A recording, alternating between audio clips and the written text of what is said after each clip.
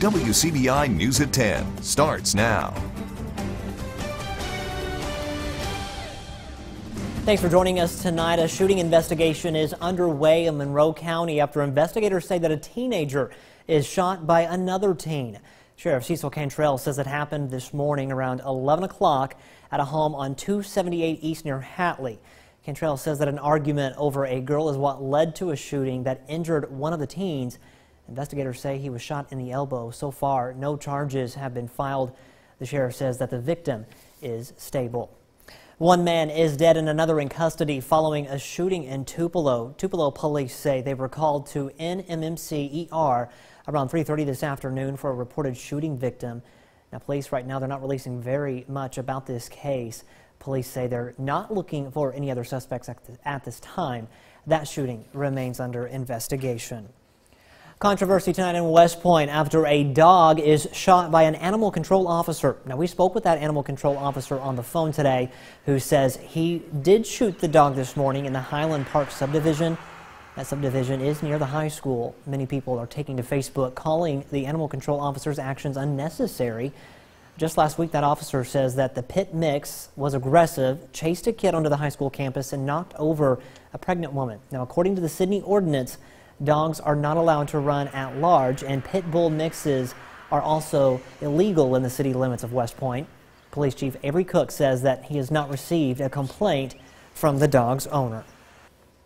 Houses of worship have become targets yet again for violence. The latest, a synagogue in Southern California. Mississippi recognized those risks in recent years and passed the Church Protection Act in 2016. That was following the Charleston church shooting, but just before another round of church violence in 2017. Courtney Ann Jackson checks in with those who are providing training. The Church Protection Act allows churches to legally have armed security teams if they choose. If a worst-case scenario played out, they could open fire in defense of the church without fear of prosecution. They began to realize, okay, this is not playing war games on the computer. This is real life. I had better think about this before I sign up and say, yes, I can do this. Precision Shooting Center in Forest saw a spike in training interest after the 2017 shootings in Tennessee and Texas. Brought it to the forefront in people's mind for a while, and the churches were very proactive for a while. Then they kind of let it go to the back burner, but it's coming back into their vocabulary again right now, and we anticipate a big upturn in training. One church member spoke with us after undergoing training and made this note. You have an obligation as a Christian man to not only defend your home, your family, but to defend your church as well. There's one main requirement under the law for who qualifies for the designated security teams. Have to have an enhanced concealed permit in the state of Mississippi. That's really the only true requirement that's there.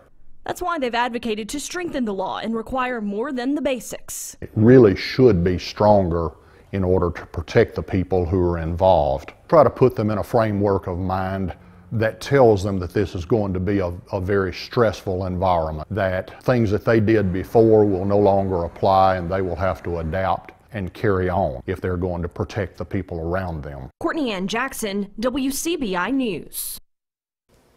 Some of the other churches that Courtney Ann Jackson spoke with say they have members who have coordinated on safety plans, but they haven't formed a full security team as defined under the church protection law. Time now to toss things over to Chief Meteorologist Keith Gibson to get a first look at our Monday night forecast. Hey there, Keith. Well, Scott, it's been a great day. All quiet this evening. This is live view in Columbus, Louisville, Tupelo, Vernon, there with our Alpha Insurance Camera Network. So hopefully you've been able to take advantage of this great weather we've had today. And even this evening, 60s and some low 70s. So 70 in Tupelo right now. Lows tonight, upper 50s to low 60s. The wind is light. We stay clear. Tomorrow, mid 80s across the board here. So just like today, a few degrees warmer. And across the Twin States, more or less the same story, mid to possibly upper 80s with a lot of sunshine. Your full forecast is coming up. Hard work and achievement, they're recognized in Tupelo today. The annual Rotary Scholars Luncheon recognized the top 30 students based on grade point average in grades 7 through 12. Tupelo's Rotary Club began the Scholars Program during the 1988 school year. Club President Lynn Blanton says that it shows students that hard work and persistence do pay off.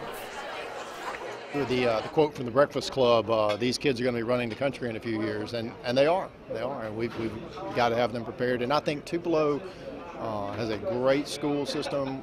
We just got a new superintendent this past year, and he's doing a great job. Got some great teachers. Seniors who have been Rotary Scholars every year since 7th grade were given special recognition for their hard work. That Rotary Scholars Luncheon will mark the end of an era in Tupelo. The Summit Center will close at the end of this week. The banquet hall and conference center was opened in 1975 by businessman Jimmy Pappas, who had built Tupelo's Ramada Inn 3 years earlier. Through the years, Pappas expanded the conference center and hotel. He sold the hotel but kept the conference center, renaming it the Summit Center. He says the work has been hard but rewarding. This business is hard work, and we have some. We're fortunate to have some loyal employees hanging there with us and get the job done. But regardless of how you work, at the end of the day, when you see hundreds of people that are satisfied and happy, all the pain goes away. The Summit Center will eventually be on the market. Now, he says he's not retiring completely. He will still run an olive oil business that he recently started. High pressure and control of our weather right now. That give us a great day today. It stays in charge for the next few, so we stay warm, relatively tame, but some rain chances are on the way. Full forecast is next. Your WCBI First Alert AccuWeather forecast with Chief Meteorologist Keith Gibson. Great weather on tap for our Tuesday. Did you enjoy today? Guess what? You're going to have another great day tomorrow. 7 o'clock, tons of sun. Right around 60, back up into the low 80s. Let's go with about 81 at noon. And 86, our forecast high. Winds from the south and southwest at about 5 to 15. So in the morning, a nice cool start. A lot of sunshine, 50s to low 60s. By the afternoon, widespread mid-80s around here. Tomorrow night, not as cool, more in the way of 60s. And we're still in the 80s. As we get into our Wednesday, a few more clouds and even a chance for a rogue shower or two. Look at that, a bald eagle in flight near Hamilton, Mississippi right there. Pretty cool to check out. A great sunset this evening at the Lock and Dam. And over here in the West Alabama too, some of those cirrus clouds drifting on through. What a great evening. It looked and felt more like summer out there than the latter part of April. That's our time lapse from Durham's Pharmacy in Vernon, our Alpha Insurance camera right there. The clouds moving on through. Look at the rainfall we've had in the month of April. Tupelo, the 10th wettest April on record, just shy of 9 inches. Starkville, you've had over 14 inches, the 3rd wettest April on record. Columbus, about 11 inches, and you're thinking, man, that's got to be a lot. Only the 9th wettest on record in Columbus. Our record here in Columbus and Starkville, over 16. So it's been wet. It could be a lot worse, so just consider that for what it's worth. No rain expected tomorrow as we jump on into May starting Wednesday. Rain chances will return on a low end here Thursday and Friday, a little bit better Saturday. We're hoping for the best for Market Street Festival in Columbus on Saturday. Right now we've been watching some big time storms, hail producers out here across West Texas. Those are falling apart, and look at this up there in Denver, Cheyenne, Wyoming, the Front Range. It is snowing, 20s and low 30s. For us, though, basically clear. We will have some higher clouds drift on in later tonight and tomorrow. So here's Futurecast picking up on that. No worries here. For our Tuesday, still pretty warm as we get into your Wednesday, too. There's one of those rogue showers or thunder showers we may see. Don't really expect a lot there. As we roll on into your Thursday, a slightly better chance for some rain and storms even into our Friday and Saturday as well, with a little cold front coming our way and some upper level energy. It doesn't look like a big time severe weather maker for us, though, but rain chances nonetheless here, a little bit cooler, upper 70s, lower 80s by Friday and Saturday. Scott? The Market Street Festival takes over downtown Columbus this weekend, and that can only mean one thing: somebody's going to win a car. WCBI's Crank It Up contest is back, and some lucky person will get the key that cranks up a made-over Nissan Xterra. It could be Teresa Moore from West Point. She qualified at Designers Gallery in Starkville to get the chance to pick a key. So good luck to Teresa and all of our qualifiers, and be sure to come out to the Market Street Festival to find out who will crank it up. A new operating room is offering more to surgeons and patients. We take a look when we come back. Welcome back, everyone. Many people see strokes as more common in the elderly, but as the recent deaths of director John Singleton and actor Luke Perry show, a stroke can strike at any age. We learn more about these brain attacks in tonight's Health Talk with Baptist. Hi, I'm Belinda Sanderson, Director of Quality at Baptist Memorial Hospital Golden Triangle. Tonight I would like to talk with you about stroke. A stroke is a brain attack. It can happen to anyone at any time. It occurs when the blood flow to an area of the brain is cut off. When this happens, brain cells are deprived of oxygen and begin to die. When the brain cells die during a stroke, abilities controlled by that area of the brain, such as memory and muscle control, are lost. How a person is affected by the stroke depends on where the stroke occurs in the brain and how much of the brain is damaged. For example, someone who had a small stroke may only have minor problems such as temporary weakness of an arm or leg. People who have larger strokes may be permanently paralyzed on one side of their body or lose their ability to speak.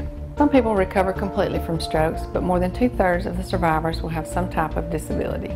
Each year, nearly 800,000 people experience a new or recurrent stroke.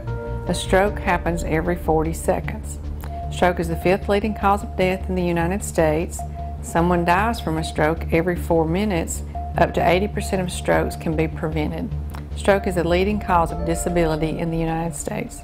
Join us next time for Health Talk with Baptist, when we will discuss transient ischemic attack and other forms of stroke. Mail your topic suggestions to healthtalk@wcbi.com. Health Talk has been brought to you by Baptist Memorial Hospital Golden Triangle. Baptist Golden Triangle is expanding cardiac services with a state-of-the-art hybrid operating room and updated cardiac catheterization lab. Our Quentin Smith, he visits the new multi-million-dollar project. Quentin, what makes this new operating room so unique? Well, Scott, the hybrid operating room is unique because it's a combination of a fully functional cath lab and an operating room. What it does is this allows surgeons to perform things such as x-rays and MRIs, as well as complex open procedures and invasive surgeries all in the same room. Now, this new project costs roughly $5 million and is the only one of its kind right here in the Golden Triangle. The hybrid operating room has been in the works for the past 4 years now. I also want to point out another benefit of this room is that it gives staff more space, which improves their workflow. Surgeons say with the addition of this new room, patients will no longer have to go out of town to get this type of technology. The capabilities of helping more patients, giving more varieties of different procedures that we can do, because instead of going to a cath lab, finishing the procedure in the cath lab, and then having to go to the operating room or vice versa, instead I can work in conjunction with the cardiologist at the same time.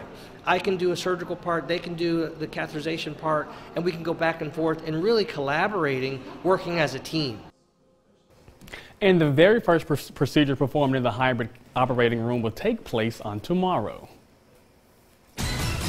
Well, the North Pontotoc graduate returns home after making history. More on that coming up next in sports.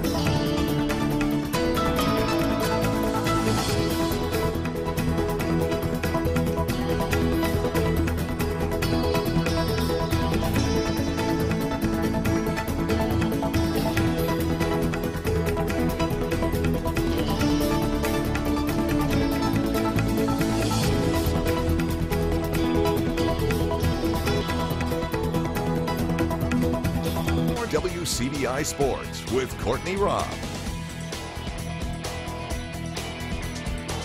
Mississippi State senior Jake Mangum wears many hats, and that's not just referring to his maroon and white baseball caps. He's known as the Mayor, the King, and now he is the SEC Player of the Week. It's the first time in the outfielder's 4 years in Starkville that he has earned the conference honor. Last week, the Pearl native won his 4th consecutive Governor's Cup. This past weekend, he helped sweep a tough Georgia team It was Mangum's second hit of Game 2 that crowned him as the all-time career hits leader in the conference. Mangum saying he's just excited to get the achievement over with. Seems like just yesterday I was a freshman, just trying to get in the lineup, and it's crazy how fast how quickly time goes by over these past 4 years. I think that's the biggest thing. A lot's happened over the course of those 4 years. A lot of ups and downs. A lot of ups and downs. A lot of things you didn't expect happen. But you just gotta stay in the moment, and I can't tell you how happy I am just to get it over with. South Pontotoc hosting another playoff baseball game tonight, but before the game begins, of course, there's always the first pitch. A special guest stepping on the mound this evening to toss the initial ball out. Former Viking Marcus Green was drafted this past Saturday to the Atlanta Falcons in the 6th round of the 2019 NFL Draft, becoming the first North Pontotoc alumni to be drafted into the NFL. Green says it still hasn't hit him that his dream came true, but he's ready to get to work. I'm actually still riding on my cloud. It'll come down here soon because about a week and a half from now, I'll be in rookie mini camp, getting ready to go to work. So, but yeah, it's definitely a blessing to be able to be drafted and be the first person, from North Pontotoc drafted and make history. I'm just excited. I'm ready to get to work. I've had support from all over and from all over the country as well, not only just at home in Mississippi. I've had it all over. So yeah, it feels good to know that these people are behind me 100%. Well, he handled the first pitch, and now it's time for North Pontotoc and Hatley to handle the actual game. Looking to keep the season alive, Hatley making good contact early. Cameron Wright with a base hit in the first. Nothing going for the rest of the inning. It was scoreless through 2. North Pontotoc comes alive in the 3rd. Corley Hooper belts one deep to left over the head of the outfielder and to the wall. Ethan Dyer advances to 3rd. Hooper with a stand-up double. Both would score on back-to-back sack hits. It'd be 2-0 for the Vikings. Adding to it, Bo Howell with a liner right up the middle. That's going to bring Ty Robertson home. Vikings put up 3 in the inning, and that's all they need. North Pontotoc advances to the 3rd round, the final in this one. North Pontotoc 4, Hatley 1. South Pontotoc hosting Kossuth as well in Game 2 of the 2nd round. First inning, 2 outs and 2 on. Dustin Tudor on the mound. Stone Bradley hits one to short, but overthrows at first, bringing in 2 runs for Kossuth, and they take a 2-0 lead. Bottom of the 1st, 1 out. Rope Inman's going to be pitching on the mound. Carson Noel takes one deep left, and Brett Hayden Benjamin makes the all-out diving grab for the 2nd out. Shades all over the place, but it doesn't matter. And then in the top of the 2nd, with 1 on for Benjamin, he adds to his night with a moonshot to right center. That's a 2-run jack. The Aggies take a 4-0 lead, and they go on to win and advance in the playoffs. The final in this one, Kossuth getting the win 5-3 over South Pontotoc. The Boonville Blue Devils hosting Nettleton in the deciding game of their best-of-3 3A playoff. Bottom of the 1st, no score, 1 on. The Blue Devils, Zach Gann hits a deep fly to right. It's an error, and Blue Devils had runners on both 2nd and 3rd. Then Avery Barnett, tough grounder to short. He's going to be out at first, but Connor Davis, who walked the beats, throws with a head-first slide. It'd be 1-2 for Boonville. Austin Williams with a base hit to center. That scores Gann, and it's 2-0 after just 1. And still that score in the top of the 5th. The Tigers' Cade Dallas rips a hard line drive into the left field corner, gets things started with a double. The Blue Devils rally in the 6th to come out with a 7-5 win over the Tigers, and they would go on to advance to the 3rd round. That's it for sports. The last look at your weather is coming up after the break. Stay with us.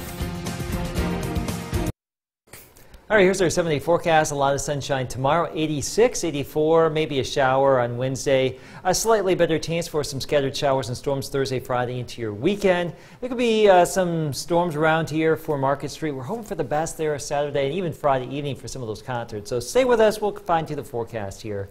We got a few days. We're not even going to think about it right now. We got a few days. We are just jumping in the summer. Today it looked and felt more like summer, especially this evening. Same story tomorrow, too. Tomorrow pushing, dare I say, 90? Some spots, 86, yeah. It's closer to 90 than it is 80. Getting close. All right, thank you very much, Keith. Thanks for watching, everyone. Have a good night. We'll see you tomorrow.